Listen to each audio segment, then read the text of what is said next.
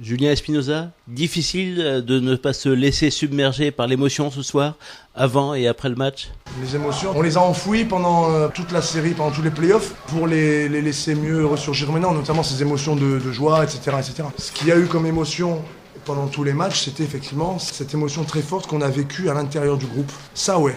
Ça, par contre, ça a été extrêmement riche. Et c'était un peu le sens du message que je faisais passer aux mecs avant les finales.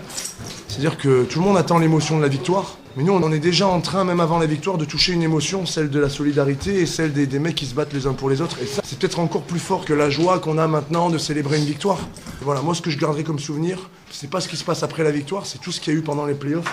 Des fois, tu tombes dans le trop tactique parce que tu veux mettre en place des situations hyper pointues, hyper précises, pour qu'il ait la balle, au bon endroit, au bon moment.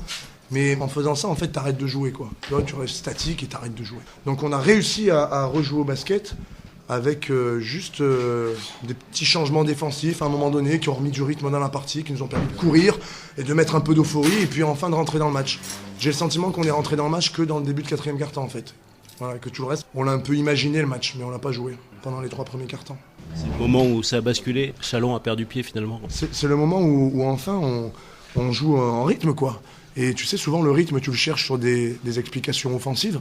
Mais en fait, nous, c'est la défense qui nous a permis ce soir de changer le rythme du match. La zone, à un moment donné, elle nous change complètement la physionomie du match, complètement.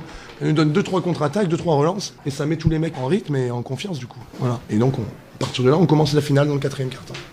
Alors, ça a été une drôle de saison cette année, un départ canon, un trou noir, et puis une véritable résurrection. Ouais. Bah, de toute façon, on sait que dans tous les titres de champion, il faut être capable de laisser passer l'orage, comme on dit. C'est-à-dire qu'il y a des moments difficiles à passer. Et ce qu'il faut, c'est arriver à trouver les solutions dans les moments difficiles. Nous, on l'a fait pendant ces playoffs, quand on a perdu à Boulogne, dans des circonstances vraiment qu'on n'aurait pas aimé connaître.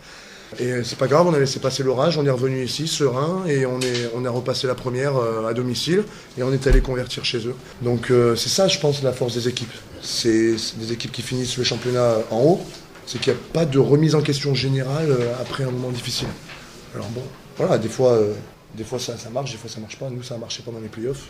Mais ça a été une saison longue, ça a été une saison mouvementée, effectivement. Voilà, on a eu à un moment donné cette situation qui s'est passée, où le coach a été démis de ses fonctions, effectivement. Et moi, personnellement, je ne l'ai pas très bien vécu parce qu'on avait commencé un petit peu à essayer de renforcer certaines choses, d'intensifier les entraînements. Et le problème, c'est qu'il fallait un petit brin de chance pour que ça passe. Et on n'a pas eu de réussite à certains moments, notamment contre HTV et contre Bordeaux, où ça aurait pu passer, ça se joue à rien sur des tirs à la fin. Donc c'est toujours un échec quand même de devoir changer d'entraîneur en cours de saison. C'est dommage qu'on en soit arrivé là pour avancer, mais voilà. C'est toujours un échec, et même pour moi, ça a été un échec sur cette période-là. Il y a eu un choc psychologique qui a vraiment fait basculer. Toujours, quand on change quelque chose, ça crée forcément une remise en question de la part des joueurs aussi, de se dire, bon ben voilà, on dit ça, ben maintenant on change de coach, trouvez la solution vous aussi, quoi. Donc oui, il y a un petit choc psychologique qui a eu lieu. Ce qu'il fallait après ce choc psychologique, c'était arriver à faire grandir tout ça pour que ça donne un titre de champion aussi, quoi. Entre Aix-Maurienne et le titre de champion, il y a aussi eu un peu de route, quoi. Mais oui, il y a eu ce choc psychologique qui était déplaisant, clairement. Pour moi, le premier, en tant qu'adjoint, quand je suis parti sur la collaboration avec Alain, on avait parlé avec le président, on avait dit, voilà, c'est pour le bien du club, c'est pour mon bien à moi, c'est pour le bien des joueurs.